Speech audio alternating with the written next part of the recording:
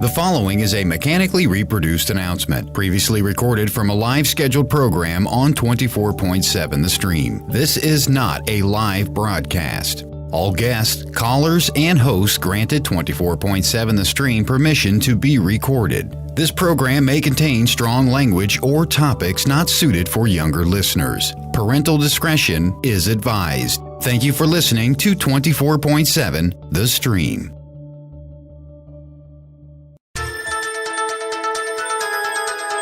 Constantly searching for answers but ending up with more questions? Then join the Intuitive Angel and find those answers. Curious about intuition and the power of pure energy? Then this is the program for you. Welcome to the Intuitive Angel. Wish, dream, sparkle with your host Amy Biank and Dave Enway as they provide exciting and interesting topics along with fascinating guests. The Intuitive Angel also provides live on-air readings, meditations, and looks forward to your live calls. Host Amy Biank is a 21st century reader of the heart, noted author, healer, energy medicine intuitive, and talk radio host who lectures both nationally and internationally, and developed a technique integrating earth energy with Christian mysticism. Now, here are your hosts of the Intuitive Angel, Amy Biank and Dave Enway. On 24.7 The Stream. All right, and welcome to the Intuitive Angel here on 24/7 The Stream. I'm Dave Enway along with Amy Biank, and before we start anything else, real quick, a big happy birthday to The Stream. Yeah, congratulations, The Stream. We'll have to ask Keel. Yes. Keel, you mean Mr. Misto? Yes. The Stream is, it's taking on a new role. It used to be several networks, now it's one, but, we like to think we're broadening our horizons and the sky's the limit. So thank you, everyone, for listening. So tell us a little bit. You're the new owner of The Stream, is that correct? Yes, I'm the new owner / general manager of The Stream. So it's a hands-on ownership, right? Yes. Right now we're adding shows and adding more, and soon we're going to start looking for advertisements. And like I said, the sky's the limit. So that's so exciting, Keel. Why don't you tell people the number to call to get hold of you if they're interested in having their own show? And I want to give a plug. It's been a wonderful experience. Keel takes your hand and walks you through everything, and he makes us sound good. And we're very, very grateful to you. So why don't you say how to get hold of you, Keel? Yes. Excuse me. If anybody out there has an interest in joining a radio show or wants to advertise, please call me. My number is 800-653-1680. That's 800-653-1680. Would really appreciate your call, and we're always looking for new blood, and please join us. New and exciting shows, and that's I think what's been wonderful about The Stream is they're not terrestrial radio stodgy. Nope. And we're not watched by the FCC or anything, so we have a lot of freedom. So that's why we're doing a seance online right. on air live. Exactly. This has never been done before. All righty. Okay. Thank you so much. Congratulations, Keel. Thank you very much, Dave. Thank you very much, both of you. Okay. All righty. Yeah, he's a fine young man. He is. He's a fine young man. Younger and younger every day. Well, yes, and kids at 12 can do amazing things these days. Maybe he's a little above 12, maybe 14. he's a pup either way.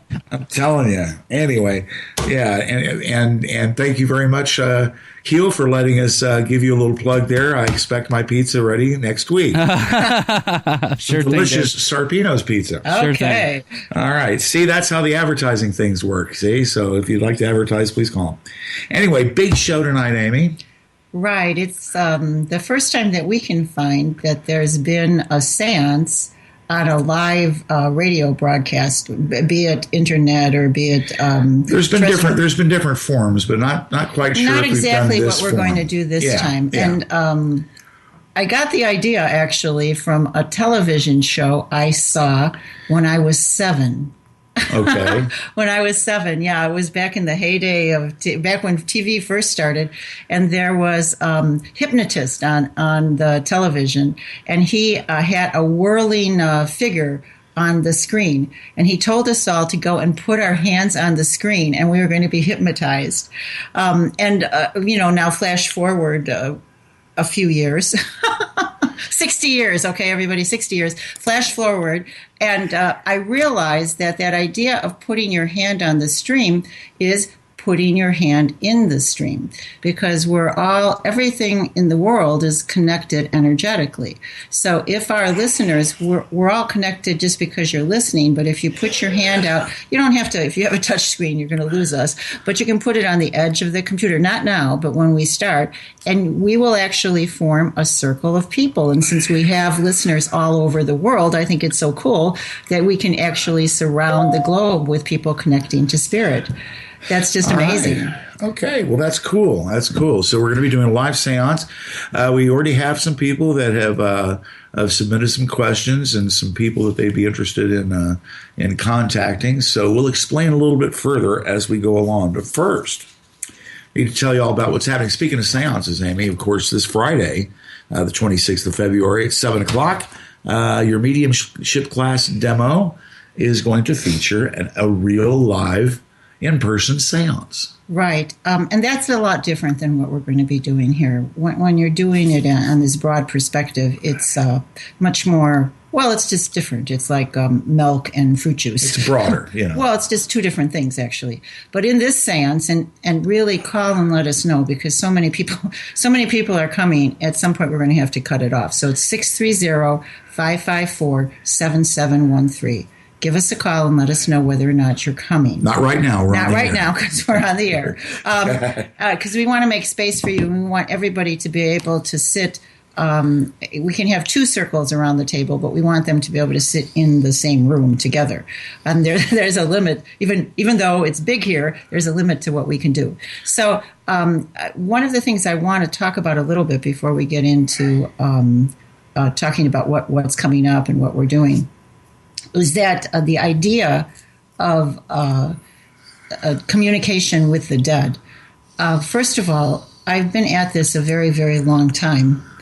And it's surprising the amount of people here in the U.S., because we don't really certify mediums or certify psychics, but the amount of people who will take one class or who hear a voice in the air and then suddenly they consider themselves to be a medium, not only just, and many of you out there are mediums, you're connecting, you're talking to beings in different dimensions. It's wonderful, and at this time in history, there's lots and lots of you, because the multidimensional universe is beginning to open up. So we're developing more and more skills, biologically speaking, to be able to talk in a multidimensional universe. However, you have to be careful because just because somebody's done it once or heard a voice doesn't mean that they can teach, doesn't mean that they can give profound messages, because it takes a lot of practice. And for instance, in the UK, I believe it's 5 years of sitting in circle and intense training before you're even allowed to share what you see. I mean, it's down in Brazil, it might be 10 years before you're allowed, because there's so much to learn. It's just like you wouldn't see someone fix the engine of your car and then presume to be a mechanic, would you? You wouldn't go out and try. I've watched Dave work. He on the side does CDs for people. So if you want to do a CD, cut a CD, you can come here and record, and then Dave does the recording for you. But just because he has the software doesn't mean he knows. People know how to use it. It's. I know how to use it. Yeah, but it took you how many? Like, you've been working in broadcasting and know what you're listening for what? Yeah, I know. 2 months. Something like that. 30 years, something like that. How old is the stream again? Okay. So the thing is, you want to be careful. You want to be careful about getting messages. And we're going to talk before we begin, we're going to begin on the hour. We're going to begin at 8 p.m. Central Standard Time. And that's the time to really sit up straight, and we're going to have a wonderful time. I have never connected with a spirit that was evil. I have never had a bad time. I've never been afraid. Sometimes I've been challenged, but I've not been afraid at all. And you have to remember that every being all over are wonderful children of God. I learned that in many different ways over the years, and that all we're doing is reaching out our hands to communicate with, to help, and to create a network or a net of love all throughout all of the dimensions. So that's what we're going to be doing, and it's going to be really exciting. Okay, Dave.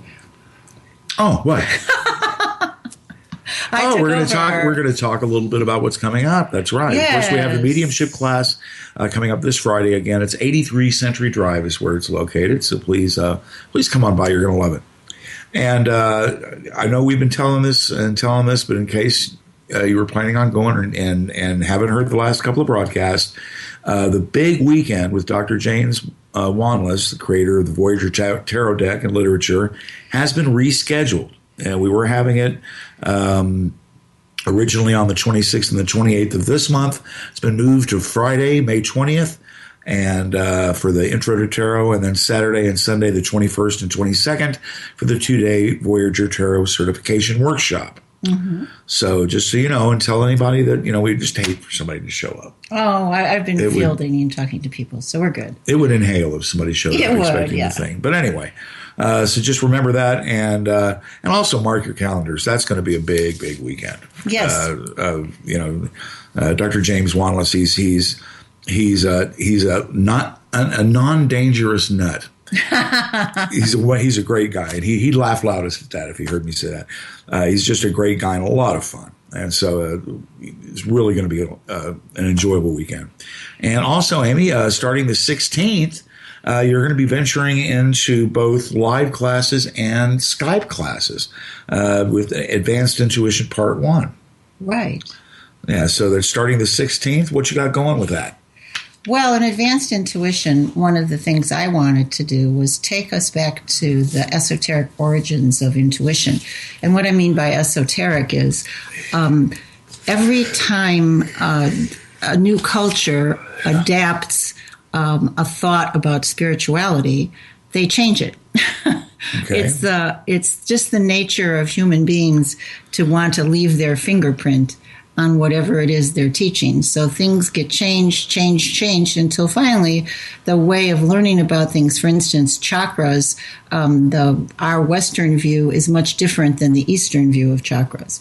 There's a similarity, but we have not necessarily improved it. We've diluted it for the Western mind to be able to understand it.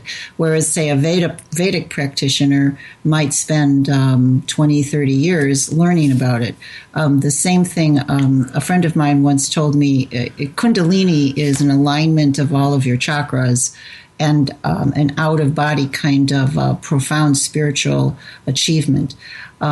It's a word that's not even mentioned by the seekers in India. You wouldn't even dare to say that you would want to experience that Kundalini because it's so sacred, and you wouldn't necessarily be ready for it. It takes enormous amounts of preparation. And yet here in the West, we say, hey, it's... I was brushing my teeth and I had Kundalini, which is just not true. I mean, you might have had a spiritual a shiver go through you. You might have had something happen to you, but I can guarantee it's not Kundalini. If you did experience Kundalini, well, then too bad for you, because it can totally destroy your life. It's a wonderful, wonderful experience, but everything is not ever the same again. And you have to be prepared to be able to embrace that lack of sameness. You have to be able to understand it. The Christians call it the long dark night of the soul. So when you have this wonderful experience and then you go into darkness, that's what happens if you're not prepared. So one of the things I'm going to do in this intuition class is I'm going to prepare you. I'm going to tell you what it is that you can do. I'm going to explain the esoteric backgrounds. Going back as much as in my research, I found things that were written about or talked about 6,000 years ago. So, and it's different. And I think one of the reasons it changed so profoundly, especially around the 1400s, is because the reigning religious belief system in the West then, which was Christianity, corrupted the information to take away the power from people who were going to be practicing it. They really wanted, I think they had, giving them the benefit of a doubt, I think they had good intentions, and they didn't want us to be held hostage by witches and seers and different people who said that they had all kinds of power. They also didn't want us to have power because the society was developing at that time. We were beginning to develop a set of commerce where we bought and sold things, and it was delicate, and they didn't want it interrupted by people who were doing magic spells and things. But now we're ready. We're ready to go back. We're ready to embrace our power. We're ready to step forward into the new age, literally into the new universe. And so that's what the class is about. And I've broken it down into actually 3 sections. This is going to be part 1. And it has 4 classes, and we're going to be online, and we're going to be not only online, we're going to be here if you want to come here, and there's hotels nearby if you want to come and stay if you're from far away. You can have one-on-one private sessions with me. There's a little bit of an upcharge for that, but not very much. So when you sign up, it doesn't make a difference if you can make every class, because in some form or another, you can keep up with the group. So it's, again, very cutting edge, very new, and I just love to see you all there. All righty. And the first class starts April 16th. And the classes will be, it's going to be 4 classes, 2 weeks apart. So the live in-person classes is going to be April 16th, April 30th, May 14th, and then May 28th. And then the Skype classes are going to be April 19th, May 3rd, May 17th, and May 31st. And those will be twice a day. So there you have it. Give us a buzz at 630-554-7713, or you can email us at, which one do you want them to email you at? wishdreamsparkle@gmail.com. All righty. And email us, and we'll send you all the info you need. Okay, perfect. All righty. So there you have it. And so anyway, I'm really looking forward to the seance tonight, Amy, but you're going to educate us a little bit first, right? I am. I'm going to educate us. I'm going to tell you a little bit about life after death. After death. Do I have some time right now, Dave? Can I start? Oh, you have 2 minutes and 40 seconds. Okay, so number 1, if you actually want me to address you or any spirit communications around you, you have to email us, and that's wishdreamsparkle@gmail.com with your the name of the person and or animal, because despite much controversy, animals are spirit beings as well as anybody else. So I try to stay away from this idea of soul because you get into Christianity and animals can't have soul. Well, animals are spirit, and so are we, and so there you have it. Okay, so Fido, does he go to heaven? Yes, he does. And what's happening? We're all so nervous about what's happening. So ABC News, the ABC did a whole series on life after death. Did you know that? No. It was one of the best researched series, and if you want to put down heaven and then comma ABC, you can actually watch it. It's very, very well done. And so since the beginning of our understanding of time, which only goes back about 3,000 years.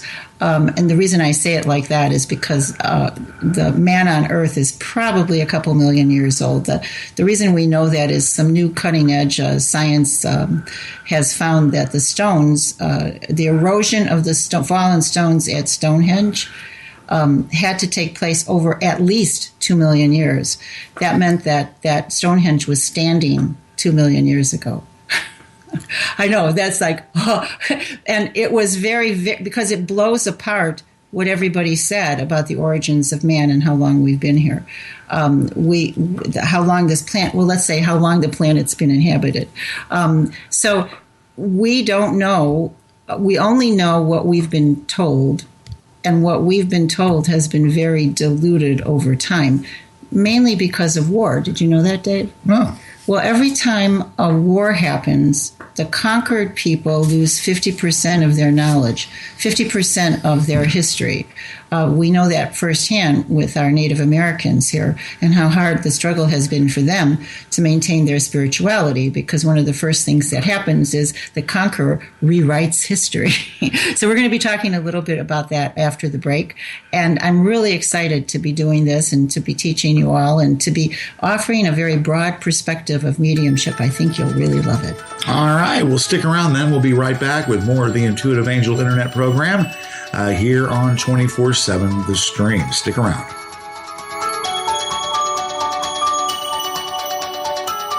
Looking for help with your money? Maybe you're a new business, not sure where to begin with your accounting issues. Instead of taking chances with the IRS, why not come to us? Anderson Accounting offers tax solutions for your business, whether big or small, new or established. Let us help you with your accounting and tax needs. We give fresh ideas and outside-the-box solutions for all your accounting problems. Give us a call, 630-229-9884, or visit our website at andersonaccountingco.com. Helping companies reach their potential through careful planning, prompt service, and years of expertise. We are the solution. andersonaccountingco.com, 630-229-9884.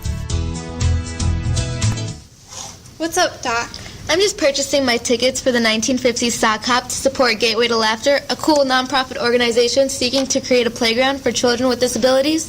What's the word from the bird about the Sock Hop? I'll clue you. There's a cash bar, contest, a 50-50 raffle, prizes, snacks, and a hip rock and roll band, and even swing dance lessons. That's out of sight. Where is this, and when is this taking place? It takes place at Benedictine University at Goodwin Hall on February 26th from 6 p.m. to 10 p.m. How much does this cost? The cost is $25 per person and $15 for those with a Benedictine ID. Holy smokes, sounds like a great value. Where do I get my tickets? You can get it at donatenow.networkforgood.org/RTA Gateway. That's donatenow.networkforgood.org/RTA GATEWAY. Can't wait to see you there. This will be so far out.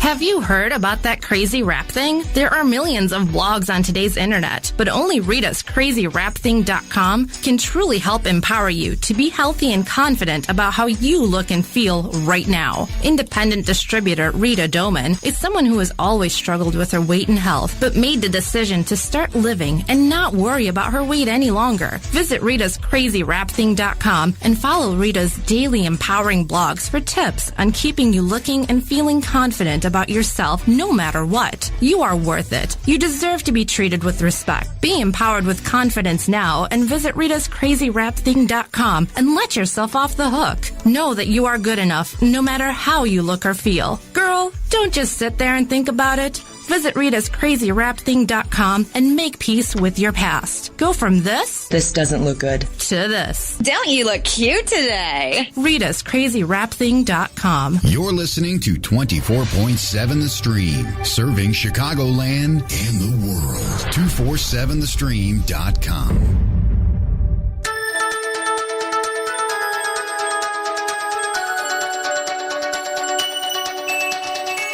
All right, hey, we're back with the Intuitive Angel Internet Radio program here, 24/7 The Stream. It's Dave Enway, yours truly, your buddy, your friend, your pal, along with Amy I Biank. thought that was the dog, Dave. Well, hey, I speak for all. Okay, but anyway, Amy, we're doing seances tonight. We are. And so first I want to tell you that anything you hear here is an attempt to explain that which can't be explained. That's the one thing that you have to understand. And that's why there's so much confusion and why people get so crazy sticking up for their point of view of the unexplainable. You know, it's kind of crazy when you think about it. Not to mention what happens on the stream stays on the stream. Okay. So let's start with what happens when you die. Since the beginning of time, we have believed, since recorded history, we've believed that when somebody dies, their spirit or their essence or their soul leaves and goes to a special place. You can have a range of perspectives on this matter. So, in, say, the Vikings, they believed that when you died in battle, fierce goddesses, warriors called the Valkyrie, would carry you to Viking heaven. And Vikings clearly enjoyed their food because part of their history says that in heaven you would be able to eat as much as you want, drink as much alcoholic beverages as you'd like, and have as much randy sex with the Valkyries as you could possibly desire. Or you can go on a cruise. Or you could go on a cruise. That would work too. You can tell that culturally heaven changes with what the culture believes. I kind of get a kick out of the Viking one because I think to myself, hey, a table laden with all the wonderful food I could eat and I don't get fat. Wouldn't that be cool? I know. It'd be so good. Different people believe in different things. But the promise of some place called heaven is the basis for much spirituality. Even though scientists have tried to tell us over time that when you see things like have near-death experiences, that's caused by chemical changes in the body. There is even some research that's been done on a gene, which I think is just kind of really fascinating. It seems that there's a genetic mutation, and that genetic mutation is VMAT2. And if you have that gene, and not everybody has it, you are 100% more likely to believe in the existence of heaven and have a spiritual nature. If you don't have the gene, you are very unlikely to have that kind of belief system. So the recognition of the possibility of continuing life is a genetic thing that happens with us. And so it's, you would say that it's a evolutionary change that has allowed us to be able to at least perceive the possibility of heaven. Not everybody has that evolutionary change yet, but it's going all around the world. So of 1,000 people, 995 will have that gene and 5 won't. So if you have somebody who absolutely scoffs at you and says, no, there's no possible way. When we die, we rot, and there it is. There's no afterlife, no spirituality, no nothing. Just go, it's okay. It's fine. Because do they actually go to heaven? The answer is yes. They just can't perceive it. That's all. So what about meeting your loved ones? Some of the people who were writing in say, I want to know about my grandma. I want to know about my uncle. I want to be able to connect with grandpa. And I was trying to come up with a way to explain what actually happens. So here's my take on it. You are spirit. And your body or your existence on this planet Earth is a manifestation of spirit. That's actually, you can go back through history and look at Buddhist philosophy and then different Hindu philosophies. You can go into some of the belief systems, the non-Christian belief systems of our elders, and they too will talk about that body is just a function of spirit. So you can think about it as your body is as your big toe is to you. You are a function of spirit. You allow spirit to have a material existence. And that's important. When the Greeks did experimentation, or didn't do experimentation, when they had a thought about how things would work, they never, ever tested it out because they believed that the mind was everything. And if the mind conceived it, there didn't have to be any tests. So all those out there in the pharmaceutical industry should listen up. You have to go ahead and you have to test theorems. Many times they don't test out, or they lead you down a new alley, something opens up, and oh my God, there's something totally different here, and it's even better than what we thought. See, thought. So the Greeks didn't want to do that. They didn't want to test anything. It was the rebel Greeks who actually went out and tested. And it's believed that the reason they didn't want to test anything was because they were a slave society, and it was slaves who did work. So the thinkers didn't have to do work. So as far as testing our theorems and testing what we believe, it's very important to understand the mechanics of what happens when you die. So we know from a lot of testing, for instance, testing of people in hospital beds, that when people die, and mind you, all the fluid is contained on the bed, so now they have weighing hospital beds. When they pass, somewhere between 8 and 18 ounces disappears. Just poof, disappears. Nobody can explain this. It's known as a fact in hospitals. Everybody just said, oh, that's just what happens when you die. But where does it go? Nobody wants to ask that question. So we believe that it's spirit, that spirit actually has weight. It has mass. Now, that means that heaven would be able to sustain beings that have mass. That's very important. So it's not just theoretical thought beings out there.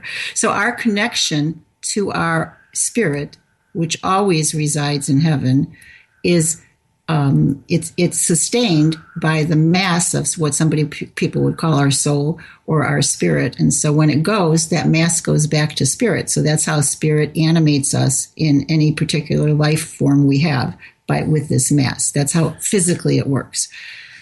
I had this aha moment.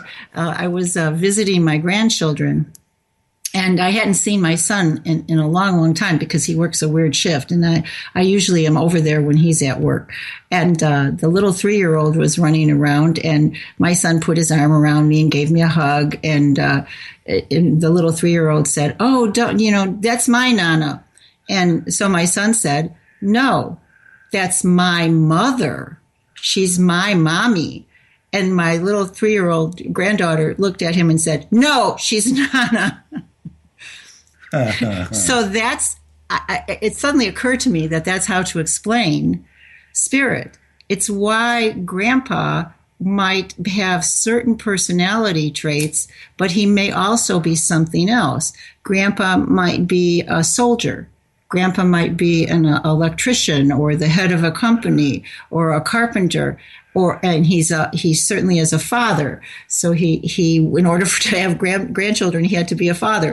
He's a grandpa to the grandchildren. He's a husband to his wife. He's a friend to his friends. He has many, many different aspects. Now imagine that when you go back to reconnect with your essence or your spirit, your form here on earth for the last however many years you were here is not necessarily the primary form. There's lots of other forms that spirit can take. Spirit had maybe a lifetime in the 1800s. Spirit had a lifetime in 600 AD. Spirit walked with Jesus. Spirit did all kinds of different things.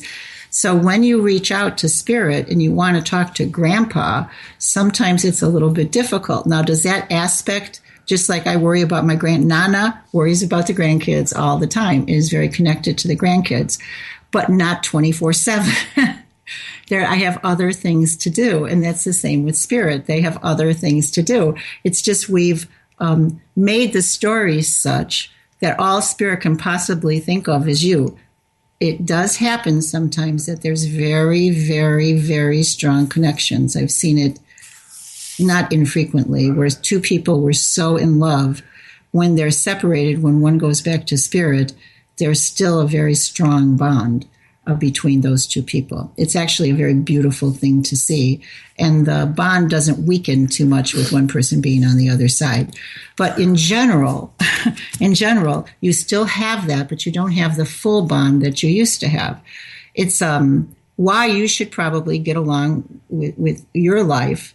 When you can talk to spirits once in a while, that's great because it's part of living. We're in a multidimensional universe. However, you don't want to make it all you do always, because you won't be living life and you won't be fulfilling your destiny of learning different things. Does that make sense? Oh, Dave was asleep. I put him to sleep. I wasn't asleep. I was just, yes, that makes sense to me, Amy. Well, one of the reasons I'm so over-explaining it is because one of our callers said that they're looking forward to meeting their mom and their dad in heaven.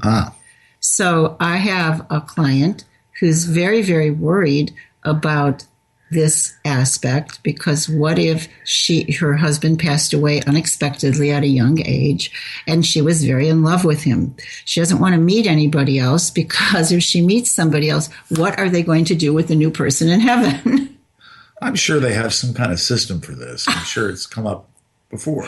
Well, the key is that you're in spirit, and probably everyone in your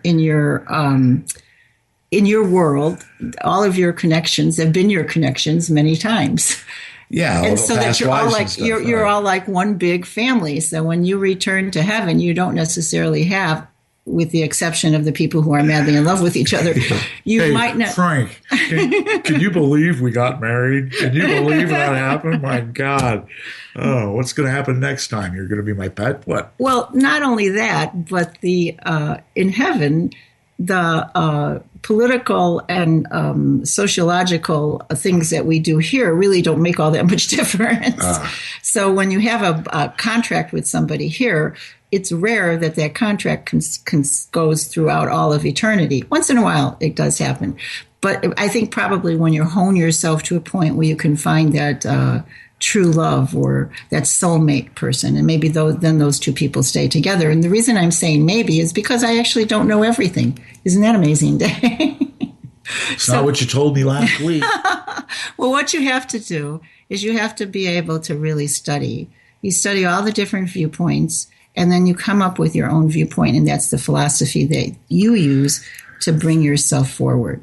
So my philosophy is, and this is developed after having talked to literally thousands and thousands of beings in different dimensions, not just on the other side, but in different dimensions. And that is that, and it's a philosophy that has been around actually for a while, although I came by it without any foreknowledge of it. And that is that this is actually a boot camp, that Earth is a place where spirit hones itself to do the real job of being a spirit, of being an ally of God, of being enlightened.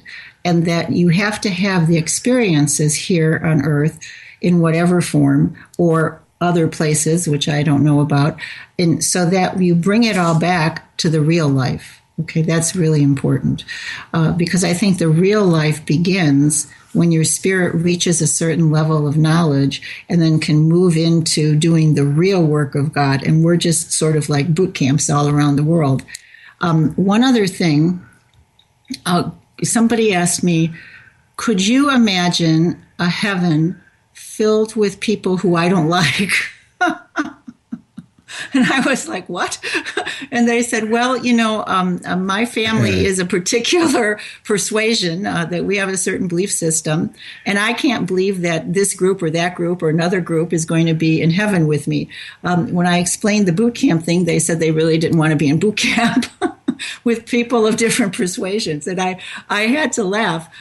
So I did a lot of research. And one of the things, spiritualists who are in the UK and up at like Lilydale, they are, we believe all the same, spiritist, spiritualist. Everybody has the same father, Allan Kardec.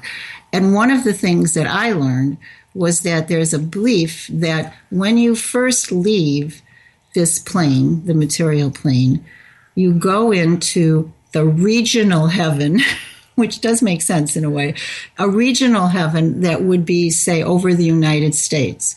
So there'd be actually they have names for it. So the heaven over the United States is called the Crystal City. Down in Brazil, it's called the City of Light. Over Europe, it's called the Emerald City, not like in the Wizard of Oz, but it's an Emerald City. Over Russia, it's the Ruby City. So they have different areas that you go to where you'll be comfortable. So your spirit, you realign with spirit, and it's known that you've just been material and you're confused. So as you're realigning and getting back into being spiritual, you go to this heaven that is very much like what your home was. It's the people around you think the same. Your friends, you might meet some friends there, and you kind of get yourself acclimated to moving in. So that would be called the first level of heaven. In Spiritism, it's called the lower zones.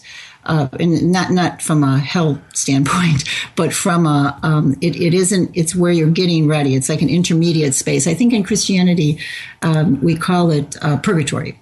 So a place where you're getting ready, where you're being honed, where your viewpoint is being changed.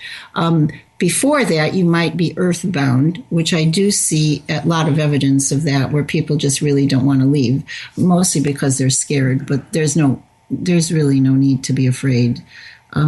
As they say, although there might not be a table laden with food and there might not be wonderful vocaries, it is a place where there's nothing but total and complete love and where everybody cares about you. Because every single one of you listening to this radio broadcast, you're integral to the evolution of all beings. It's important that we all play our part. And so why would anybody want to bop you in the head or spit in your eye? They don't. They want you to be okay. They want you to be able to move on as best as can be expected for you. If you can't, for some reason, you might go back to boot camp, just like or you might need further training. Maybe you're picked to be some kind of a special person that deals with, say, conflict. You might have to go back and deal with conflict and learn about that. But it's never a punishment. So I've never, ever, ever seen punishment. Even the worst experience I ever had, so I'll tell you the worst experience, was we were in a seance, and there was a young medium who I had been training, and she incorporated, which means she allowed a being to come into her energy field, not into her body per se, but into the, say, 10 or 20 feet around her, so that being could communicate. In this case, the being slammed into her body, which was very unusual, and just like in the movies, you could see protuberances. You could see like a hand pushing against her skin from the inside out. I mean, and this was happening in Oswego, and I'm like, oh my God, what do I do? But the thing to do is to understand that all of God's creatures, all of them, are loved by God, period. That's it. There is no other explanation. That's just the way it is. And that I had to approach this with love. What was happening here had to be approached with love. So the being claimed, and you have to understand that you don't ever know for sure who you're talking to, but the being claimed to have been an angel that was prevented from being in heaven anymore because he'd been offensive to God. And he was angry because he was acting out against God's creatures, is what he said, because he was actually speaking through her. What finally happened was it came into my mind that he loved music, and that the music of heaven was unlike anything we had here on earth. It was so pure, so beautiful, so wonderful that it actually changed souls. And I asked him, what do you miss the most? Is it the music of heaven? And he began shaking, and then she began crying. And I said, God would never prevent you from hearing the music of heaven. But God hates me. And I said, no, you just have to ask, and you'll be able to hear the music. And honestly, everyone in the room began to feel the music, and the being left. So when you approach things with love, there's never a danger. And I think we really helped very much this poor angel who was in a state, just like many of your friends are in a state, right? So we have, once we take that balanced look at things, amazing things can happen. So always approach it with love. Always approach any interaction with the multidimensional universe and multidimensional spirits with love. With love comes understanding, and with love comes that connection to God that helps you to help each other. It's a beautiful thing. Next, despite many arguments here or there about animals, my spiritist friends will say that there's not one possibility that animals go to heaven. that there is no, that animals don't have souls, and therefore animals can't go to heaven. Well, everything in the universe has energy. Everything is composed of, I know about quarks, but there's things that are even smaller than quarks. Everything is composed of energy, even a rock. That energy gives you the ability to experience God. You all have little threads of light throughout you. The kitchen table, everything has that. And animals have that in spades. They are the most beautiful, most pure forms of God's love that I have ever seen. So do animals go to heaven? Unequivocally, yes, they go to heaven. Do they have a soul? I don't know. I'm not even sure what exactly a soul is. Where would it be written? That's not the truth, that they don't go to heaven? Animals don't have souls. It's a very popular concept in Christianity. Wow. That they don't have souls. That we are, it comes from a human-centric universe that was proposed by the Catholic Church. But we're going to go to break, and we'll have more, and then we're going to do our seance. All right. We're going to be right back here on the Intuitive Angel Internet Radio program. Fascinating so far, Amy, and those seances are coming up soon here. So stick around. Every time you turn us on, there's another hit show coming on. Awesome. 247thestream.com.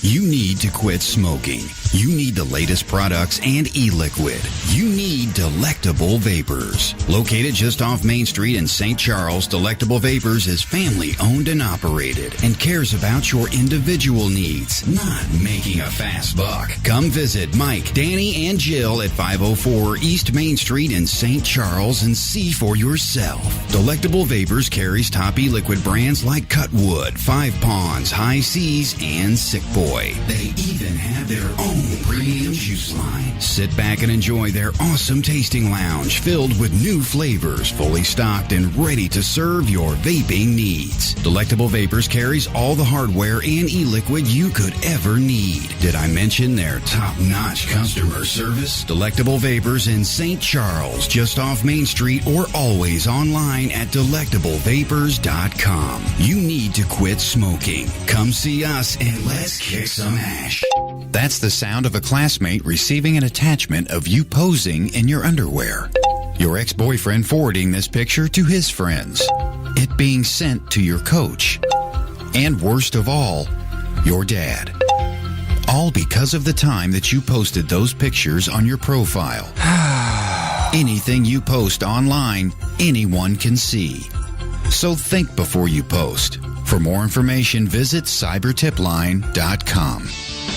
24.7 The Stream is proud to recognize official sponsor Sarpino's Pizzeria, right here in Naperville. Serving the Naperville community for many years, Sarpino's features a fantastic menu and offers you a 5-star gourmet experience guaranteed. You won't find a more diverse menu of succulent appetizers, fresh salads, custom sandwiches, entrees, or tasty desserts at any other pizzeria in the area. Conveniently located at 1567 North Aurora Road in Naperville, Sarpino's is open all 365 days, offering free delivery and open late nights on Friday and Saturday until 3 a.m. For excellent products, exceptional service every time. Visit Sarpino's in Naperville or order online at gosarpinos.com.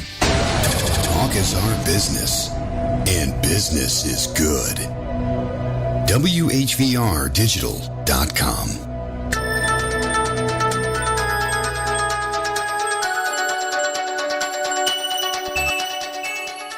All right, and we're back with the Intuitive Angel Internet Radio program extraordinaire. Yours truly, Dave Enway, along with Amy Biank. And, of course, the subject tonight, if you're just joining us, is the afterlife. We're going to be following this with a seance just a little bit later. Just in about 15 minutes. It's very exciting. Not even that long. Okay, man. Okay, so mediums.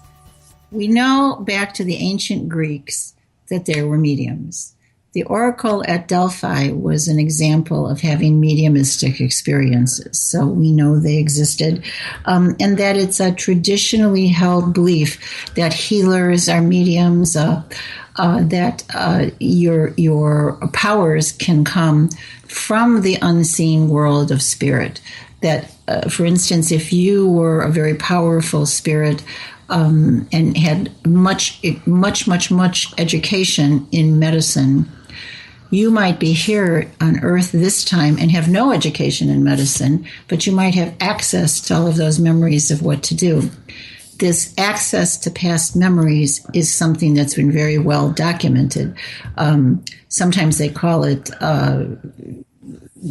happenstance. They can call it that this person is a savant, the person who can play a concert piano but can't even speak. There was a young boy. I visited their family in Scotland, and he was about 5, and his mother was standing there wringing her hands, and she said, "I don't know what to tell you about my son, but all he talks about is that he was a great chef, or he is a great chef." And I said, "Well, that's cute. Maybe he saw a cooking show or something." She goes, "No," and she was really like white. And she said, "Here, I'll show you." And they brought him in and they asked him to cook a dinner. And he stood up on a stool. He was too little even to get to the kind of 5. 5. He cooked a gourmet dinner. And here's the kicker. He talked knowledgeably about pairing it with different wines. It was freaky, absolutely freaky. He had this total connection to knowledge that in this world he shouldn't have had. And it was one of the things that really made me stop thinking from such a, I have a brain that's more left brain oriented, but I stopped thinking that I knew everything and began to see that the universe is something that could take 1,000 lifetimes to even begin to understand 1 grain of it. And I just sat back and enjoyed the experience. And so it's the same with anybody who's experiencing the spiritual, the paranormal, intuition, mediumship. Mediums, sometimes like in Brazil, mediums are similar to what we would call here psychics or healers, but not exactly, because you can be a very great psychic but not a medium, and many mediums are very good mediums but they don't have any intuition at all. It's a faculty that you use. And so those of you who've been talking to spirits, I have many clients who just will come in and they say, "Oh yeah, a lady appeared to me when I was 4 and we've been friends ever since," and different spirits come in and out and I see different things. All in all, that's wonderful, but the key is your spiritual development and what are you doing with it. So when people come to tell me all these amazing stories, I'll listen and I think it's just great. But all in all, $3.95 will get you $3.95 will get you a cafe latte at Starbucks, and it's about the same as all those experiences. If you're not doing good in the world with it, so what? It doesn't help. If you are a child who is a musical savant who can sit down and play the piano or sit down and plunk out songs on a guitar or sing beautifully, what good is it if you don't do it? That's just, you just have to understand. And you have to not only just do it because but you have to study. Dave has a faculty for being able to play any instrument. And I wasn't so taken aback by that because my dad had that too. He could, any instrument at all. He could sit down and if he played around with it for about 5-10 minutes, he could sit down and play a song. But was he concert ready? No. He wasn't. He just had a faculty and it needed to be developed. And instead he was a mechanic and he was a very good golfer and an athlete. So that particular gift he never really developed, although he could do it if he wanted. He just chose not to follow that particular area. Myself, I'm not that good at it. I would have to. So those of you, for instance, who are good at studying, or that you go to school and you get good grades. There's some of us who got good grades and we never even picked up a book. We have really great memories, or we have a big understanding of the material, and we just don't really work too hard. And there's some of you who had to work your little buns off in order to get good grades. That's the way mediumship works. It's exactly the same way. So some people are good at it and some people aren't. So the thing to understand about mediumship is that spirituality and mediumship should go together, but don't always go together. So I'm a medium who's also a spiritist. Spirituality is part of my mediumship. It's about your relationship with God and developing ourselves as individuals. Although you can be a very good medium or a very good psychic and also be a mass murderer, you are not spiritual if you're acting in a negative way. Mediumship within itself may be used for high or low purposes. That's the thing you have to understand. So when you meet somebody who can do this magical things or things that are different, they can be good or they can be bad, just like anybody else that you're seeing. And just because they have a faculty, just because Dave can pick up any instrument or my dad could pick up any instrument doesn't mean that he's all across the board special. As a matter of fact, they would have problems. It's possible that they have problems because so much of their energy goes into this particular thing. They might not have developed socially the way they should have. So it's the same with mediums. The motivation of the medium can be selfish or spiritually altruistic. You want somebody who you're working with as a medium who's spiritually altruistic. And you want somebody who's been able to deal with themselves. There's a popular TV show about the Long Island medium, who I personally find very cute. I think she's just very cute. But on the show, they show her going up to people and giving them messages from the dead. The fact of the matter is, when you go running around giving messages to people, that's your ego. The people don't need the message necessarily. You have to be able to have a good relationship with spirit and be able to close the door and live your life.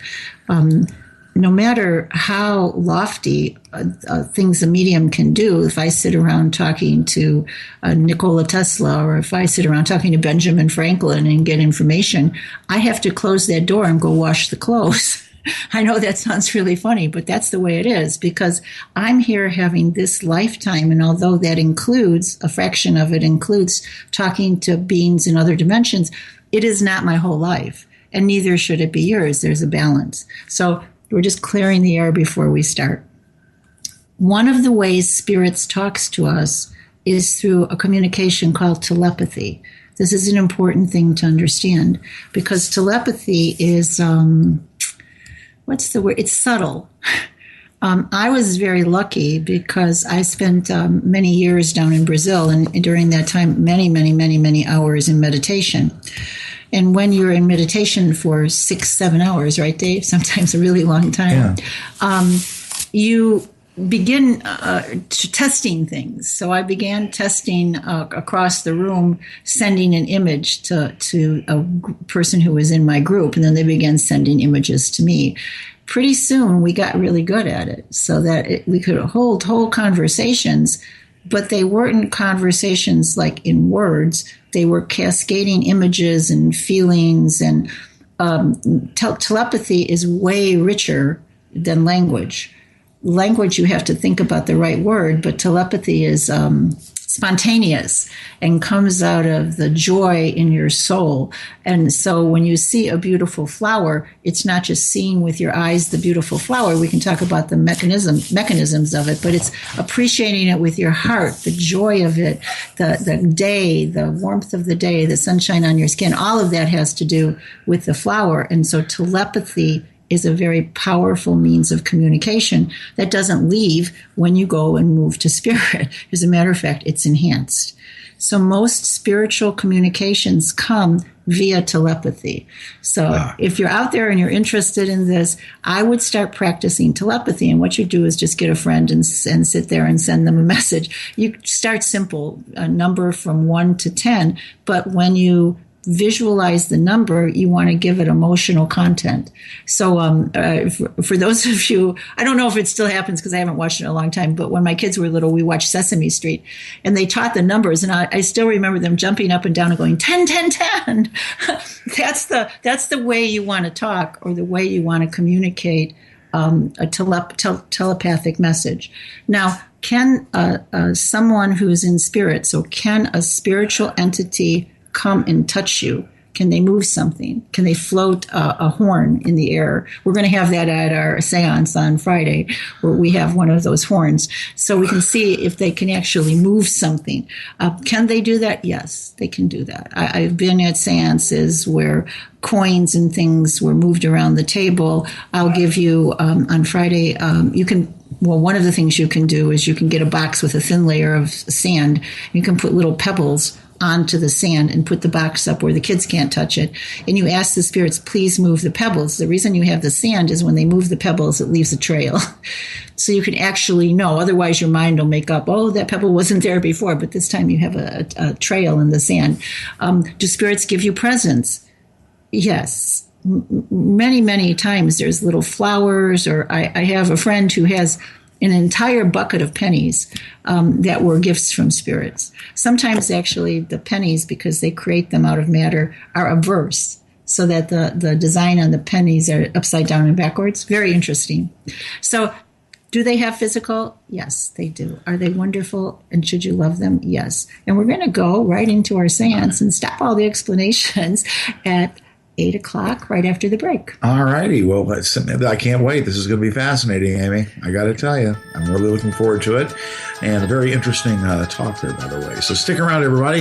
We're going to be right back here with the Intuitive Angel Internet Radio program here on the stream, back with a live seance here on the Internet. It's going to be exciting. Stick around.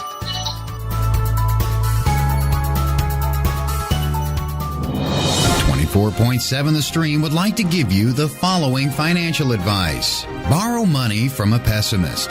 They don't expect it back. 247thestream.com.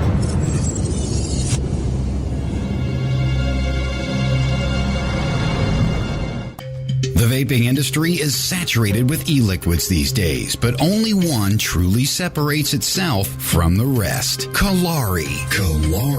KalariVapor.com. When it comes to producing a top-quality vapor liquid, Kalari comes out with a bold statement. We're here to stay. Now, with higher expectations from their fans, Kalari produced an even higher quality e-liquid like no other. Kalari Prime. Kalari Prime. Kalari Prime nicotine is extracted from the finest Virginian tobacco leaves and aged for several months to perfectly blend with its one-of-a-kind flavors and give you a perfect full-flavored draw without the harsh throat hit like those other brands. Don't just take their word for it. Visit KalariVapor.com and try it for yourself. Kalari and Kalari Prime e-liquid. Don't smoke it. Vape it at KalariVapor.com. Must be 18 years or older to purchase. KalariVapor.com. The traditional light bulb, a groundbreaking invention in 1879. It's time we switch to longer-lasting Energy Star light bulbs. They're more efficient than old light bulbs, like a text message is more efficient than a carrier pigeon. And they cut down on our energy costs. Because in our own groundbreaking age, we deserve a light bulb that saves us some cash. Saving energy saves you money. Learn more at EnergySavers.gov. Brought to you by the U.S. Department of Energy and the Ad Council. Keep your online visitors engaged with Rumble Talk Chat Service. With over 2 million chatters on over 200,000 websites, Rumble Talk is a proven professional chat room service. With an easy-to-install Rumble Talk chat room, you can share rich media, chat on the go from your mobile phone or tablet, integrate on popular social media pages, blogs, mobile apps, and websites. Add a stylish HTML5 Rumble Talk chat room theme or create your own custom Rumble Talk chat room.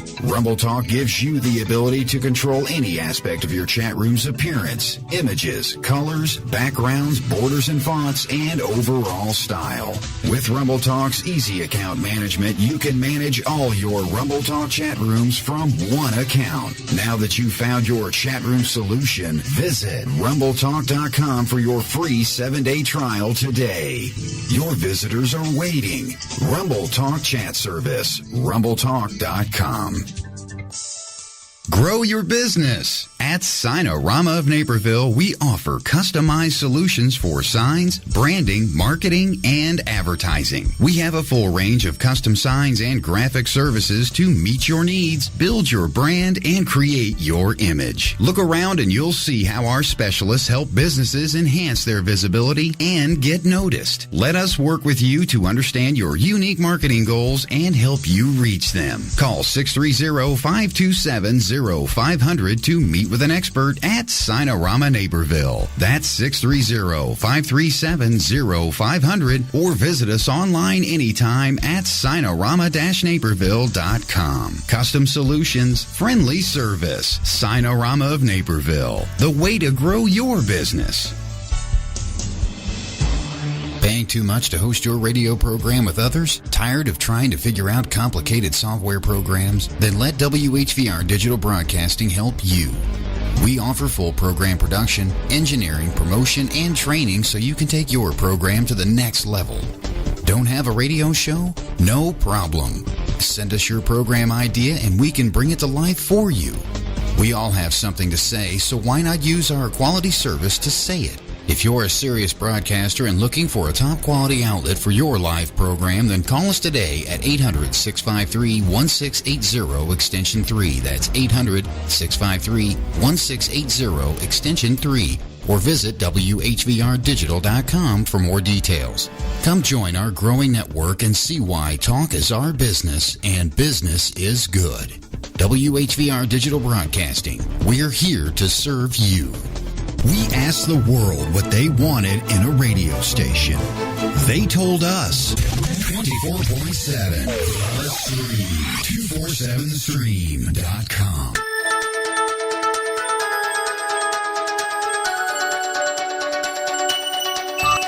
All right, and we're back with the Intuitive Angel Internet program here. 24/7 The Stream is where you're logged in, but you know that.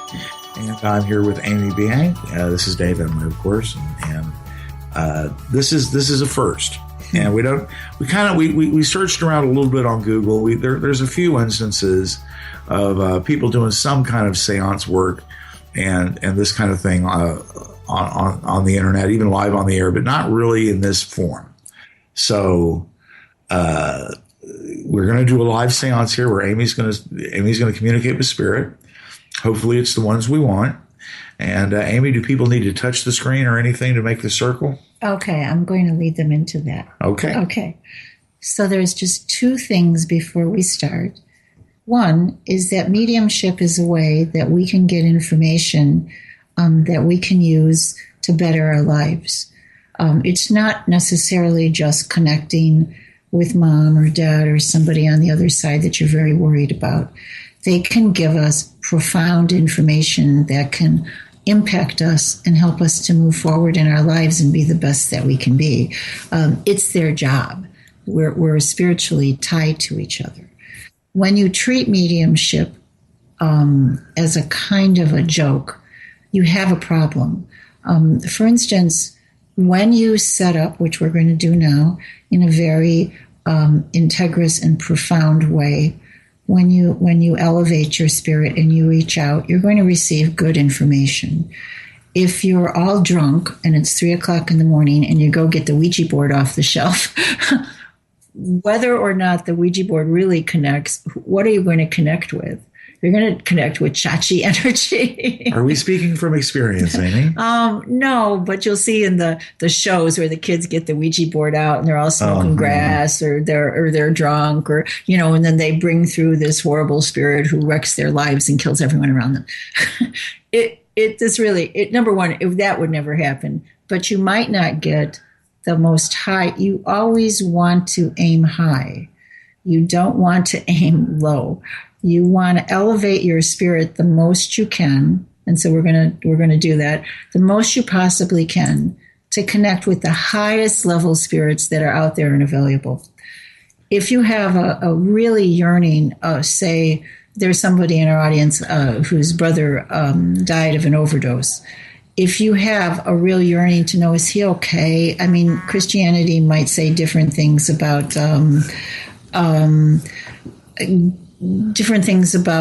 punishment for a bad life. that just, you don't have to worry about that, because God loves all the people in his world. But it may not be in everybody's best interest to have that spirit come through. So we use a guide, an experienced guide. Like in all the countries I've ever been to, I've had the best time when I've taken a tour or been with a guide for a few days who showed me the ropes of that particular country. In most countries, guides have to be certified, and it can actually, it's sort of like getting a master's degree. They have to learn all about the history. They have to learn how to deal with people. Down in Brazil, when I've had guides in different cities, they've been absolutely amazing. So, Eddie, you know who you are. Thank you so much for all the help you gave me. The same thing happens with a spirit guide to guide you when you're connecting to spirit. So we're going to use my spirit guide. His name is Seymour. So some of you out there might actually feel him. He is an accountant. He is a very straightforward kind of a spirit who doesn't like a lot of emotional self-involvement. He is, and I love him because he cuts right to the chase. He has been working as my guide for many, many, many, many years. And he is so unlike me that I know that I have never doubted the veracity of his information. And he's going to not so much protect us, but help to answer your questions, to send people out to answer your questions about your loved ones and to say some things about them. So you might not get to talk in this show directly to your loved ones on the other side, but Seymour will certainly be able to give you information, no problem. So we're going to, in order to elevate our spirits before we begin, there's one of the best things is prayer. So I ask that each and every one of us in our circle all around the world, that we uplift ourselves, that we reach out to the angels and to the highest level spirit that we can touch their hand. And I ask that the information we get is going to be the best for everyone. I ask that you listen, that you hear with your ears and you hear with your heart and you hear with your mind. And what do you see? What do you feel? What do you sense? What story plays in your mind? What movie comes to mind? That's a spirit coming through. That sensation, that feeling of being touched is an amazing faculty that we all have to be able to transcend dimensions. What light bulb goes off in your head as we're all sitting around? So we're going to touch the computer, touch the screen, and you can feel as you're going that you're beginning to link up. And one of the things that you can do is you can send love out your left hand and around the circle. So you're sending love out your left hand, and you're sending it in to the multidimensional universe. So imagine that you're touching the finger of a small child, one of the purest forms of love, and send that feeling out around the world. Be able to connect to it. Feel it coming in through your right hand and coming into your heart and opening up your heart. Seymour can talk to each of you. You're protected and you're loved. And this is going to be a wonderful journey into talking with Spirit. So I'm going to let you talk directly to Seymour. Greetings. This is Seymour. I have been a guide for hundreds and hundreds of years. I've always had a great curiosity about the universe, about God. And being a guide, I've got to meet so many people to understand their paths, their plights, their joys. And I've developed a real respect for Spirit. I will be here to answer your questions. I will be here to help Dave, to help him connect and help him to run this beautiful show. so that we will be able to use this format in the future to connect with many, many people around the world. So, David, there are many spirits here, but we wish to honor those who have been called forth specifically. If there is a person that they want to talk to, please let us know. Or if there is a question, I will go and ask the higher level spirits the question and come back with an answer. Okay, well, Sharon was wondering if she could hear from either her grandmother, Elizabeth, or a friend of hers, a past client named Stanley. Elizabeth. Yes. Elizabeth has been waiting patiently to talk to you, Sharon. She tells you that she loves you very much and that she has not been able to leave. She is with you every day, and as proof, she tells me that you have a small animal and that animal chases her around your apartment. So you know that she's there. At night, she tells me she strokes your forehead and that she won't leave you until you're settled in life. She wants you to know that she thinks you're incredibly brave and that you have a very, very loving heart and that you need to express it more often and with less fear. She understands that you've been hurt, and she wants you to know that it's made you a stronger, more beautiful person, that you shine with a light that you didn't have before, and that she's very, very proud of you. Thank you. Okay, next up, Karen Marie was wondering if she could hear from her father, Fred, who passed away several years ago.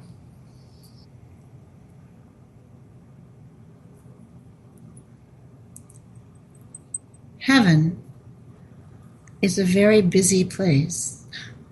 Once you've graduated into what Amy calls the real heaven, once you've graduated into your real life, you can be called upon to use every talent in your arsenal, every talent to its highest degree, and that is your father.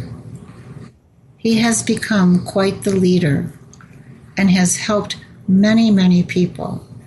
His job right now is to help children who have been crossing over, we can say, unexpectedly due to war. The problem with these children is that they often don't understand where they are, why they're there, what's happened to them, and they're often reluctant to change their minds. Often they've been told to stay put by a well-meaning parent. So your father is the head of the team that goes and brings them into heaven. He is wonderful at this job. But once a day, he checks on you, and you can feel him. He tells me that around 10 o'clock your time, he often reaches out and strokes your hair. And if you want to talk to him directly, all you need to do is gaze at a window, and he will attempt to show himself, so you will soothe your heart. He's looking forward to working with you in this lifetime because you have a talent along the lines of psychology and understanding young minds. He tells me to tell you that soon, that will blossom forward, and that you will have the opportunity to show your talent in this matter. God bless. Okay, next up we have, and I want to remind everybody that we're going to go commercial free for the remainder of the show. So don't worry, we're not going to be stopping this at any time. Next up, let's see, Kimberly wrote in from Keeneyville, Illinois. Her father had passed away in 1991. His name was Douglas. Kimberly, you have a wonderful spirit. You shine so strongly in heaven that it's difficult for me to understand that you don't know. You are one of our best workers, even though you are experiencing life. You still are doing things. You connect, I believe, in what you call dreams. And your father has learned to put aside his issues and to stand next to you. You have become a team. This team is working diligently on new ways to explain the universe. You understand that it's not just math, it's also feelings. It's also every sense that we're capable of is going to be necessary in order to create a model of the universe that actually makes sense. Otherwise, each time it's attempted, it only is one small aspect. So don't worry if you and your father are not mathematically inclined. You are heroically inclined. So allow yourself to talk to him. Share what happens on a day-to-day basis, insights that you have. Send the thought out, and he can use it as ammunition in building the model. Someday soon, I will be able to explain this idea of the model. The model is perfection. It's God. It's everything. And it's our way of seeing ourselves, finally, totally and completely, as children of God. Kimberly, you have a very special role.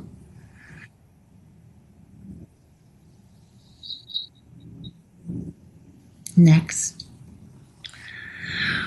Okay, next up, this comes from Linda Joy from Los Angeles, California.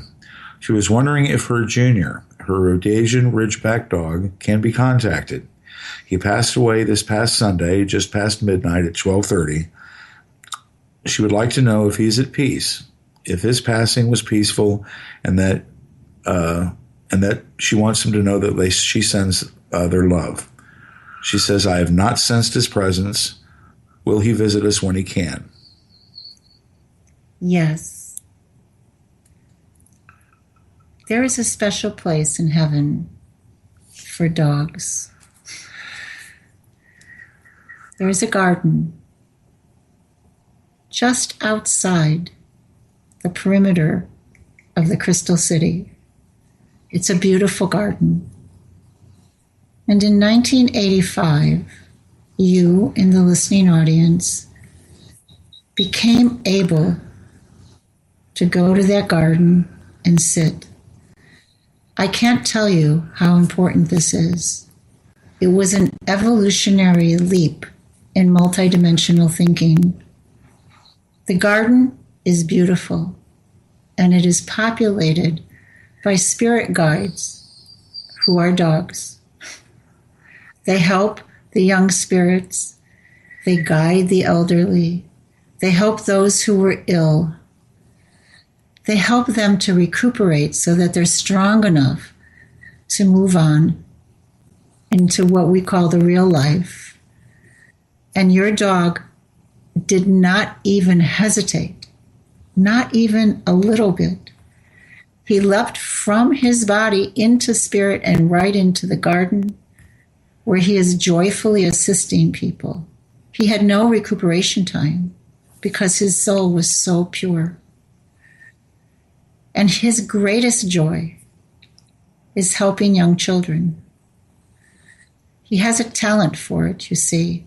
He is kind and yet firm. He helps them not to be too afraid. And he has a great deal of work ahead of him. He is amazing. And he tells me that he is very grateful that you took care of him and loved him, and that he got time in his evolution to spend with you. And he's looking forward, once he gets his job down, to coming back and visiting you. He says he will lay at your feet, so you will feel him on your ankles or leaning against your leg. Pay attention to that, and when that happens, know that he's connecting with you. You take care. Okay, thank you very much, Linda. Next up,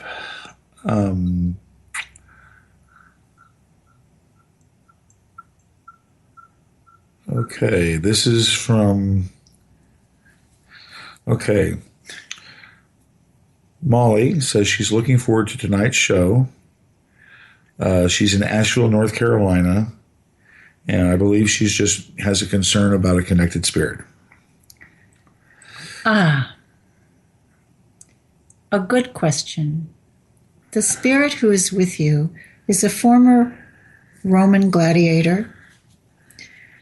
He was summarily sacrificed, and at that time, you witnessed it.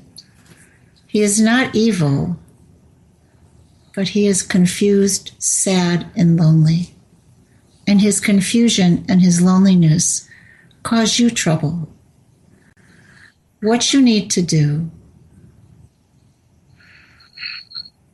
okay, his name was Romulus, and he had been a slave and was moved into being a gladiator. He was part of the conquering that took place in northern Africa. He was very strong, but separated from his gods, he lost his faith in life, in purpose. And he says he did many terrible things. And he doesn't feel that he can be redeemed. But seeing you in the crowd, looking into your eyes temporarily, he found some relief. And so he has followed you throughout the years in one incarnation after another. And now, Molly, you're strong enough to tell him it's okay, and that there is a beautiful light that he should go to. It's your job, Molly, because all of us have tried to tell him this, but he refuses. To him, you are the light of possibility.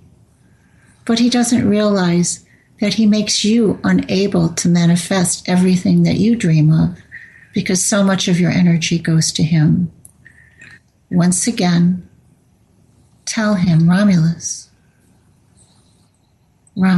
you're so close to the light. Don't be afraid. Walk into the light. I will be fine. And someday we will meet in spirit. And it will be a joyous reunion. He will move on and your life will change. Thank you. Okay, next. This is from Anne Marie from Cleveland, Ohio. She wants to see if someone I love from the past will come through. She says she feels that Frank, her past loved one, is around her. She says she can't wait to see what the show will be like. Frank is indeed around you. But your question, asking if someone you love from the past is near you, it is not about Frank. It's about someone you lost many, many years ago that you connect with in your heart. It's a young man. He appears as a soldier. It may be that he was close to you when you were a teenager or maybe a young adult. He's very quiet. It's as if he's protecting you, standing next to you, watching out for you. You may have been aware of his affection in life, but the affection ran so deep that it's still continuing to this day. Your Frank is somewhat jealous of this spirit. He sensed it when he was alive, but now that he's in spirit, he sees it quite clearly. And he would like to tell you that you should pay attention to him and not anybody else. That you shouldn't mess around with things that you shouldn't mess around with. That it's important for you to be careful. He feels that you are headed down a path that worries him. I see that you're headed down a path that worries him because you will see him clearly. What he doesn't know is that you'll see him with great love, and that the love the young soldier has for you is the same love you can share with Frank. Love is not just dedicated to one person. And this is what Frank has to learn. Love comes in many forms, over many years, in many shapes, through many lifetimes. And it's one of our greatest blessings. You take care. Okay, next up we have Margarita from Durango, Mexico. She asks, what should I work on to stay on the right path? An interesting question. Did you know, Margarita, that the souls who are incarnate here on earth today are the most educated, the most evolved souls that have ever walked not only on this planet, but on any planet? And although it may seem as if it's chaotic, it is not. Your job, Margarita, is to do what you've done so many times, and that is to lead a revolution. It may not seem as if you're strong enough. It may not seem as if you have time. It may not seem as if you have the desire in your heart. But you do. You despise injustice. You dislike narrow-minded thinking. And what you need to do is envision a world that would be so different from this one. What would you see? What would you aim for? What would it look like? How would people be treated? Your revolution is a revolution in social mores. It's a revolution of thinking and how to educate in an open-minded way, how to teach people, not only children, but people, how to think. It's so important nowadays when we're being told how to think instead of being nourished in a way that opens our minds so we can think along many different paths. Margarita, this is your job. Teach yourself how to think, and then you can teach others. All right, thank you very much for that email, and I'd like to remind everybody that if you would like to communicate with Spirit yourself, or have a past loved one communicated with in this mediast form, please email us at wishdreamsparkle@gmail.com, and we'll be happy to fit you in. Again, that email address is wishdreamsparkle@gmail.com. Okay, next up, we have Margarita from Durango, Mexico. She wants to know, what should I work on to stay on the right path? Oh, we need to move to another one? Okay. Judy. She wants to know, are her parents, Archie and Mabel, how they are, and do they have a message for her? Judy, you are very lucky. Even though your parents are on the other side, they are united in their love for you. They may not have always agreed in life, and you may not have always found their behavior to be what you would have liked, but that's normal. It's a normal evolutionary activity, judging your parents. The one thing about them, different from many, many, many different souls I've worked with, is that they were united in their love for you, totally and completely. One of the things they wish you to do is to understand that this is unusual, and they wish that you would explain to people what it felt like. What was it like to know that you were loved? How did it feel when you moved away from it? How did it feel when you moved closer to their love? It's going to be easy because they are surrounding you with light and love right now. They are fine. They are great teachers, actually. And they are waiting to reconnect with you one day. Your mother says she has a beautiful place to show you, and that it's with great joy that she will welcome you when the time comes. And your father says the time isn't going to come anytime soon, so get about the work of doing what you should do. Thank you.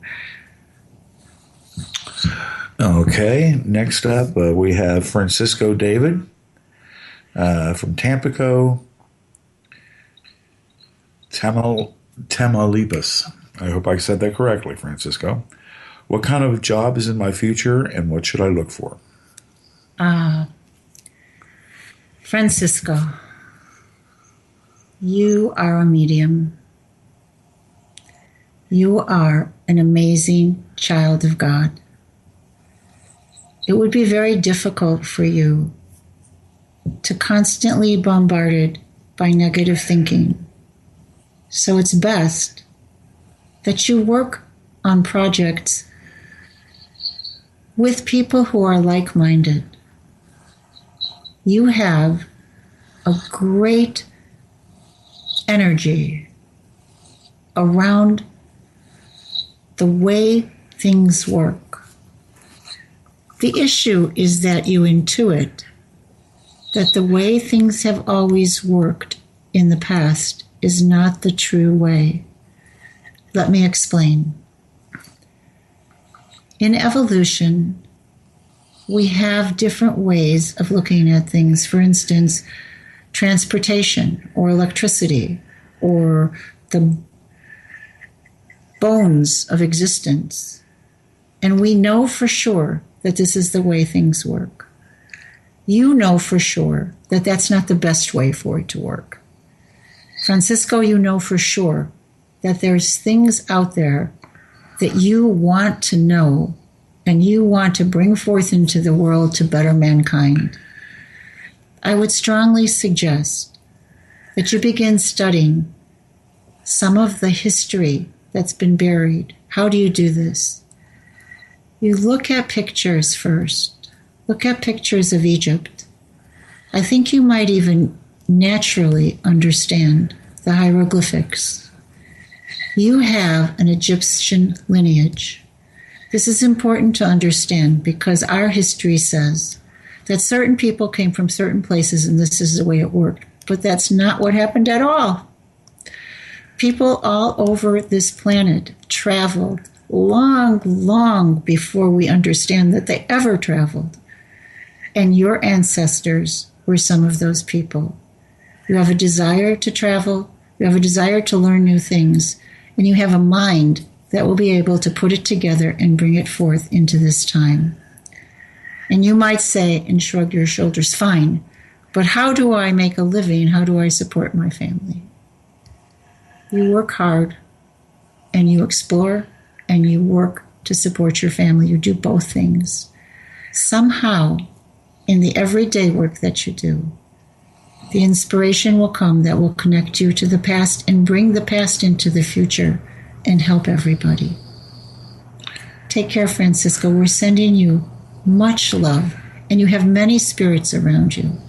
Reach out to those spirits. The higher, the better, Francisco, because they will give you information and they will help bring this evolutionary idea through. Take care. Okay, next up we have we're going to try for Margarita from Durango, Mexico. Okay, I tell you what. Actually, we're going to have to hold off on that one. I know we said that we were going to be commercial free, but I'm looking at Amy, and it looks like she really needs to take a short break. So we're going to go ahead and take a short commercial break. And when we come back, we will further explore this. And if you would like Amy to communicate with Spirit on your behalf, please email us at wishdreamsparkle@gmail.com. The Intuitive Angel will be.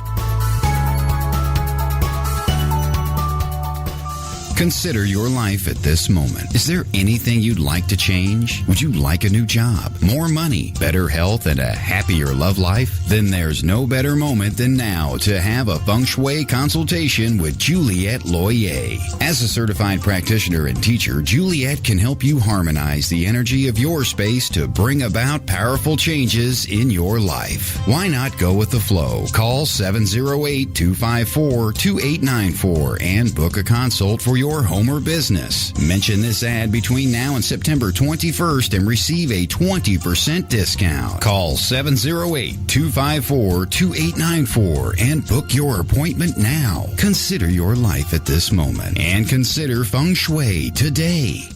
Many of us struggle with health issues or pain of some form or another, yet you can't seem to find the reason why the aching continues. But there's a way to uncover and treat the sources of all your ailments. For the past 20 years, the practitioners at New Life Holistic Health have been helping people find and overcome the root causes of their health trials, rebalance, and restore their energy. Their New Life method combines today's most effective holistic therapies along with the quantum life system biofeedback full body scan, scanning you for over 7,000 health-related issues. This powerful method gives you the answers you've been searching for. Don't wait another day or even another minute to take back control of your health. Call 630-510-3180 or visit newlifeholistic.com for your free consultation.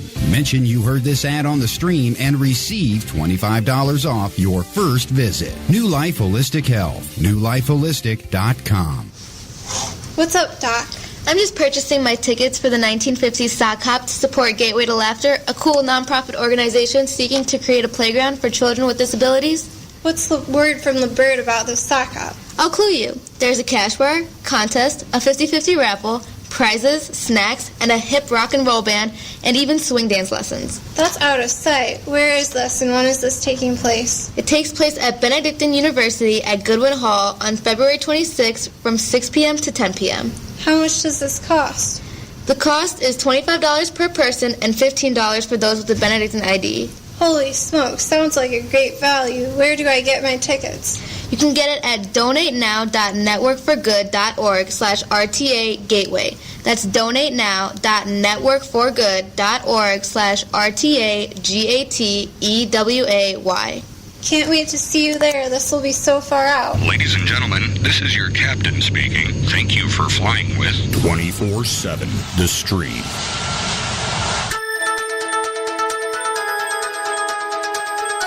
Right back. All right, and we're back with the Intuitive Angel Internet Radio program here on 24/7 The Stream. And Amy is still with Spirit right now. And so we're doing a live seance on the air. We had to take a short little break there because I could tell that Amy needed a little break herself. So we have one more before we break the circle. This is from Liz. What is the best route I can take to help my mother? Is your question. Liz, beloved child,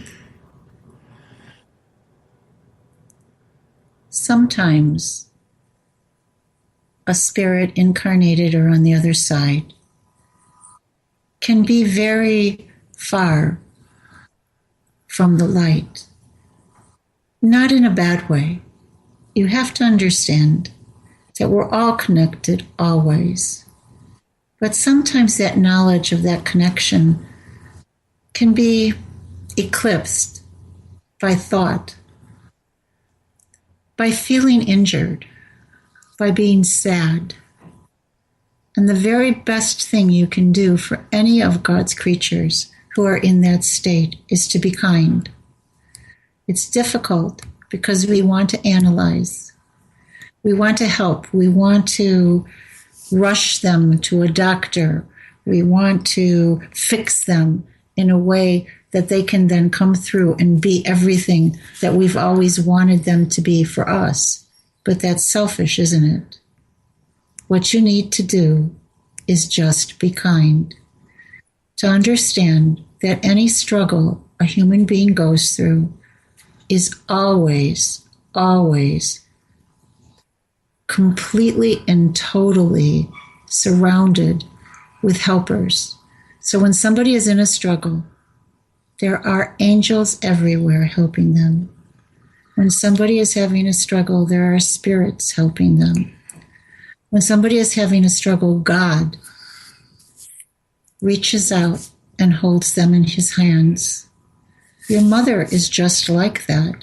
And perhaps your love and your not understanding, but patience, your patience will help her to come through it so that she can embrace the wonderful and strong soul that she is. That's how you help your mother. Be patient, love, don't judge, and just allow her to be who she is. And you know what? I think she's going to surprise you.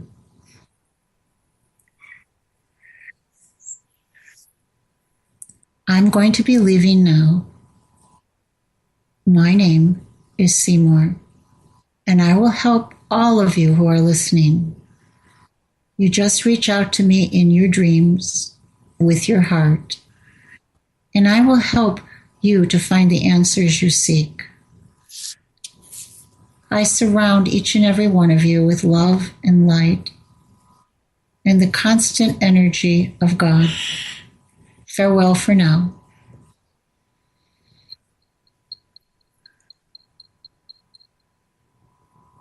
All right. Amy, you're back. Well, kind of. It takes a little bit. So if you in the audience were very deep into a trance state or a meditation, I suggest that you shake your hands. So you just put your hands in front of you and shake them back and forth. This gets the circulation going, and it brings you kind of back into reality. And one of the things that happens in a real seance, and I can actually feel it, is your face can change.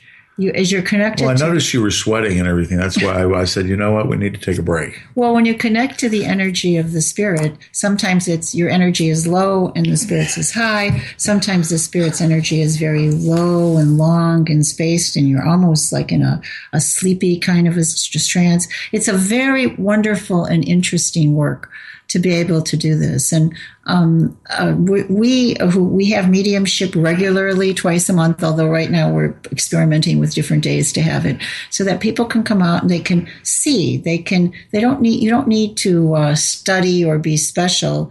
As a matter of fact, one of the most special jobs is handing out water because afterwards, and I suggest to everyone in the audience that you have a drink of water, because the water really takes the spiritual energy. Everyone who participated in this online seance received healing energy, period. They received this amazing energy. And so you want to make that amazing healing energy a part of your physiology. And the best way to do that is to have a drink of water. It's really helpful. So I'm going to go have a drink of water right this second. Can you add some vodka to it? Depends on the kind of spirit you want to bring in. There you go. Well, you were speaking spiritually, so there you have it. All righty. So anyway, that was fascinating. We have a live seance coming up Friday night. Yeah. Here. Again, I really ask that you give us a call at 630, not now, 630-554-7713. And it's going to be, it's going to be a little bit more traditional. We're going to be doing many different things. So those of you who are afraid of Ouija boards, actually, the Ouija board has no energy at all in its own. There is nothing about it that's demonic or anything like that. What it is when mediums first began to communicate, which was actually around the 1850s, all of a sudden exploded across the world, mediumship. They used to have a table, and they used to all put their hands, and the table would move around, and they tied a pencil to the table leg. So communication would happen by the table moving around, and words were written on butcher's paper that was laid all over the floor, which you can imagine was a tiny bit cumbersome. Yeah. with the table flying around. And so finally, somebody got the idea to create a little table, and to have that little table have a pencil. And then finally they gave up on that, and they put letters around, and that's how the Ouija board was born, with a little table. And the table was pointed, so then it would point to the letters, and it made it much easier to communicate. Can you imagine that the very first mediums were actually the Fox sisters, and they were right here in Illinois, not in Illinois, in Indiana, next door, and they were a sensation. They were the first women allowed on the stage at Carnegie Hall.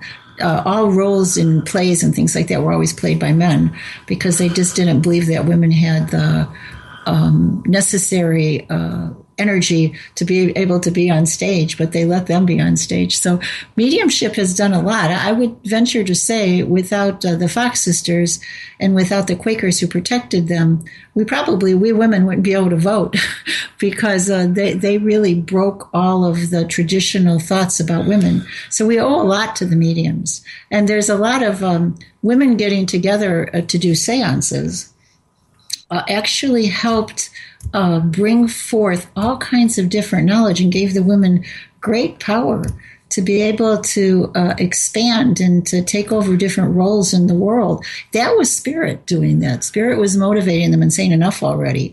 And I think I work a lot. We have here at the house every so many weeks, we host the Baha'is who come and they have a group where you can ask questions and things. And they're a wonderful group of people. And they have a very firm belief in Baha'u'llah. I don't know how to say it anyway. They have their prophet.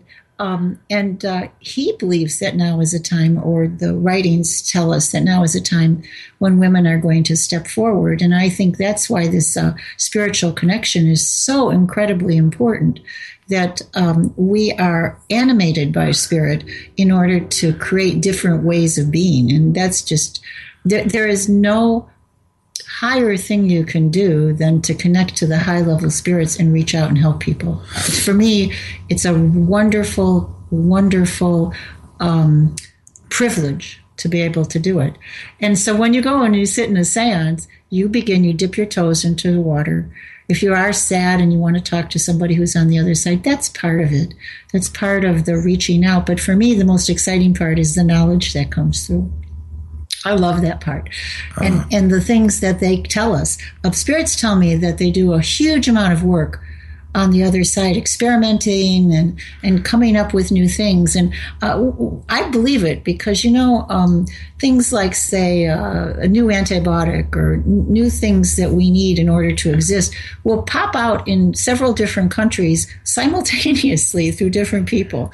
And one or two of them it'll take. So I always think that spirit is throwing little seeds into the water. What about music? You know a lot about music, Dave. What do you think about people who completely change music? Is there a spiritual connection? Are we coming closer and closer to the music of heaven? Is that possible? Oh, I think it's societal. It has a lot to do with it. It's just people are kind of ready for a different thing in pop culture. Is what's happening. Like what's happening now. It's. I think that we're going to start to kind of turn to the more simple, basic music again, because now the big artists the big stars, they have, they're on stage with 50 other people at a time and this, and they, it's not the way it used to be. And it's going to be society changing that. So, I mean, like when the Beatles happened, society was ready for it, or at least the popular culture was ready for it. So what happens after that, it depends on the individual if it's divinely inspired. Okay. All right. Yeah. Well, we all have the faculties to be able to do this, and I'm going to talk a little bit more, since we have a little bit of time, about telepathy. We talked about sending an image like a number, but another thing that you can do as you improve, it becomes a stream that becomes a language, and then you don't have to worry about it anymore. It's like watching my 3-year-old granddaughter learn to speak. That doesn't start with full sentences, and I'll often look at her mother and say, "What did she say?" Yeah. And she's like completely just babbling along because she's very proud of herself. And mom knows exactly what she says too. Because the mom says, "Oh yeah, she said that the pink horse just ran down the street and and I'm like, "Oh my God, I didn't have any idea what she was saying." So the same thing with telepathy. At first, you won't have any idea what they're saying, but then it becomes very smooth. You've learned a new language, and telepathy is a new language. So starting out with something simple like a symbol, which is a number, okay, is a very simple way to begin, just like the kids learn their ABCs and 1, 2, 3, 4. It's the same kind of a thing. You're just learning it in a different way. The next thing to do is shapes. And the shapes that you use are a circle, a square, a spiral, an equidistant cross, and a triangle. And you try to send those shapes back and forth and see if you can guess. So if you have a good friend, the person doesn't have to be in the room with you. If you have a very good friend, you can send that shape. The next one is colors, and you can also do emotions. And then you can contrast lower vibrations with higher vibrations. So you have somebody sitting in a chair and you stand in back of them, and then you have that person think a thought. Is it a sad thought or a very happy high thought? And you let the person know it's a low thought or it's a high thought. It's very amazing because you'll get very, very good at it. You just tell the person to let something come into their minds. So, Dave, what are we doing next? What are we doing next? What do you mean? You were like waving at me, and I have no idea why. Oh no! Well, I said, we're gonna wrap up the show just a little bit early because we didn't take a commercial break, and that was very nice of Keel back at the station there. For letting us go commercial free for most of that half hour until Amy desperately needed the break. I could tell, but and that is true. If you ever get tired, you just say goodbye and you say thank you very much, and you can come down. You can go back into the trance again. Yeah. So once you get good, you can go back and forth. It doesn't make a difference. But Amy, this has been a very interesting experience and a very interesting experiment. First time. So if I sounded a little nervous, that was what was going on. I was like, how do I do this without being goofy?